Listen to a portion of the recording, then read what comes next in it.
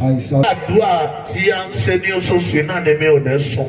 the meeting or the prayer meeting we hold every month is that I will not.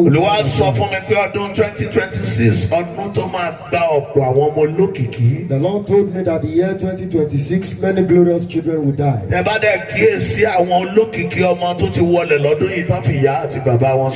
You can also attest to the numbers of many glorious children that have died this year living their parents. It is not a joyful thing for parents to be burying their children.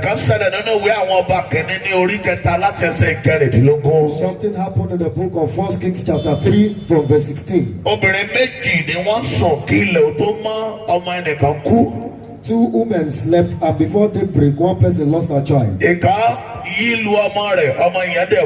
One slept over her child and the child died. And she transferred the dead baby to the one who has the living one. It's a biblical story we all know very well. When they got to the presence of King Solomon, the two of them started fighting over the living child. One said she's not the owner of the dead child, while the other said same. But because of the time, the king now made a decree that give me a sword. You are going to divide the living child into two. Divide the living child into two. Then you now give the living child to them half. Once you divide the living child into two, you give it to them half.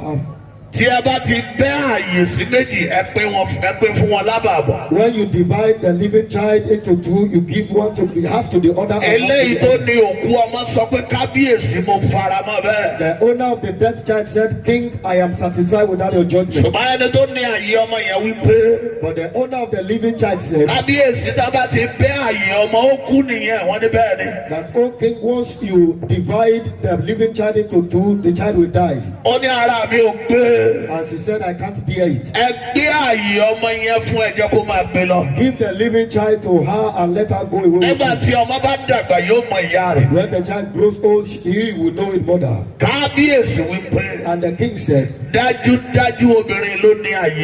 surely the living child is for this woman. So I told you that the death of the child is not my portion.